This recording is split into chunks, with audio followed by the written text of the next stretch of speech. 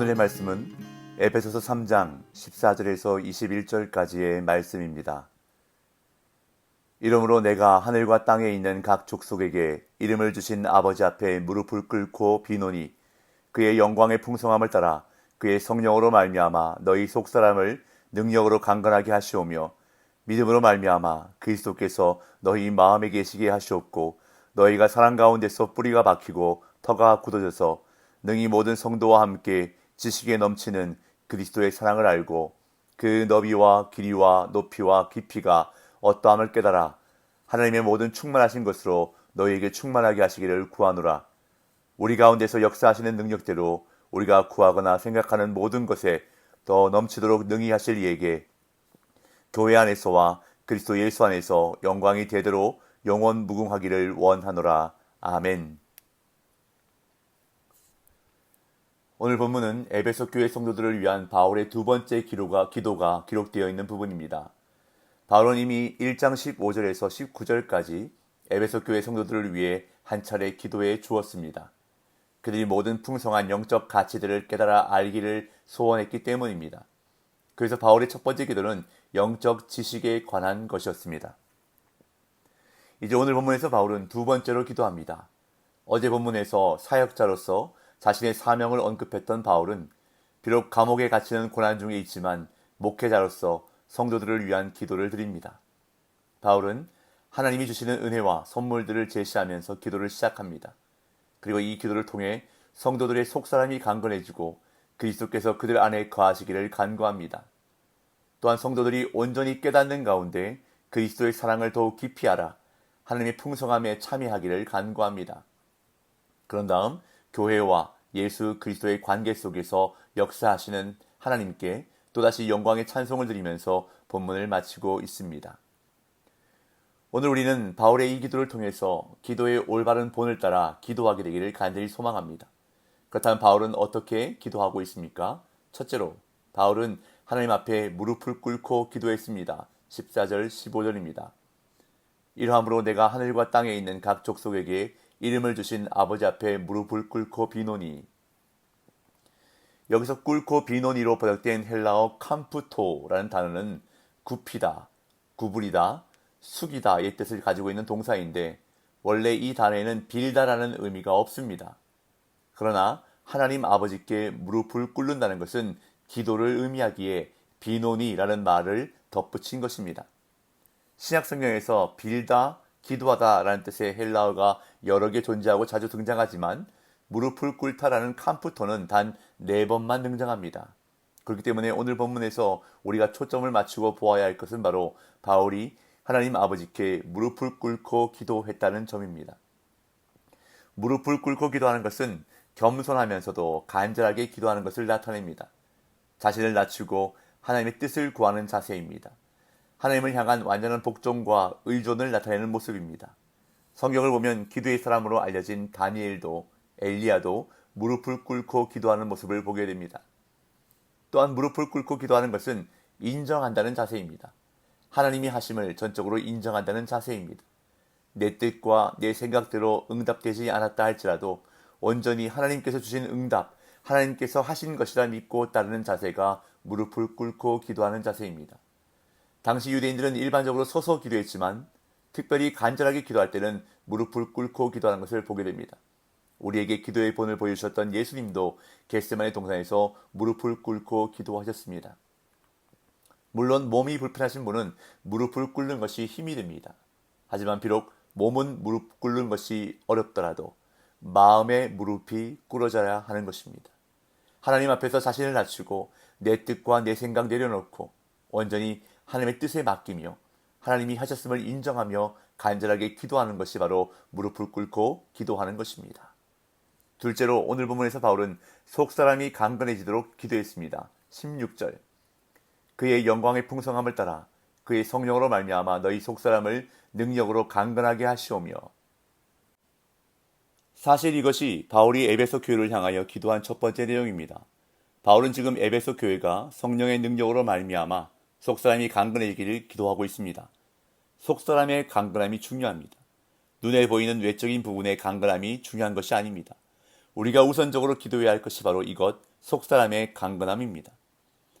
그런데 오늘날 많은 그리스도인들이 이 부분을 놓치고 있습니다. 기도할 때 겉사람의 강건함만을 위해서 기도할 때가 많다는 것입니다. 물질의 부여와 건강과 성공 등 외적의 강건함을 위해서 기도하는 것. 물론 이 기도도 반드시 필요합니다. 하지만 정작 필요한 것은 잘 구하지 않는다는 것입니다. 우리에게 정작 필요한 것은 속사람의 강건함, 즉 영혼이 잘 되어야 하는 것입니다. 그래서 사도 요한은 요한 3서 1장 2절에서 이렇게 말씀하고 있습니다. 사랑하는 자여, 네 영혼이 잘됨 같이 범사에 잘되고 강건하기를 내가 간구하노라. 영혼이 잘되지 않고 만약 범사에 잘되고 강건해진다면 그것은 결코 복이 아니라 그 사람을 망하게 하는 길입니다. 먼저 영혼이 잘 되어야 합니다. 영혼이 잘 되면 자동적으로 거기에 비례해서 범사가 잘 되고 강건해지는 법입니다. 이것이 바로 복된 삶으로 가는 지름길이라는 것을 우리는 반드시 기억해야 할 것입니다. 셋째로 바울은 풍성하신 하나님께 기도했습니다. 16절을 다시 보겠습니다. 그의 영광의 풍성함을 따라 그의 성령으로 말미암아 너희 속사람을 능력으로 강건하게 하시오며. 여기서 그의 영광의 풍성함을 따라 라는 말은 우리에게 능력을 주시고 은혜를 주시는 하나님은 그 은혜와 능력과 영광에 있어서 풍성하신 분이시라는 말입니다. 즉 우리 하나님은 부족한 하나님이 아니라 풍성하신 하나님이십니다. 그래서 20절에서도 이렇게 말씀합니다.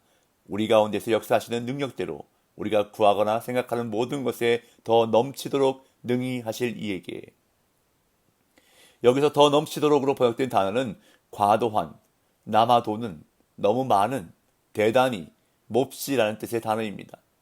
그래서 우리가 구하거나 생각하는 모든 것에 더 넘치도록 이라는 구절을 원문 그대로 직역을 하면 우리가 생각하는 것보다 더 엄청나게 많이라는 뜻입니다.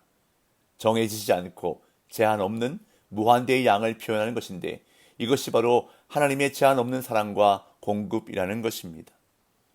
우리는 때로 우리의 생각이나 기도가 부족하여 마땅히 생각하고 구해야 할 것을 구하지 못할 때가 있습니다. 그러나 우리의 모든 생각과 원하는 것뿐만 아니라 우리의 모든 상황과 형편까지도 다 아시는 하나님께서 우리의 생각과 구하는 것을 뛰어넘어 우리의 기도에 응답하여 주신다는 것입니다. 이처럼 오늘도 우리의 기도에 응답하시는 하나님은 부족한 하나님이 아닌 풍성하신 하나님이신 것을 믿으시는 저와 여러분들 되시기를 간절히 소망합니다.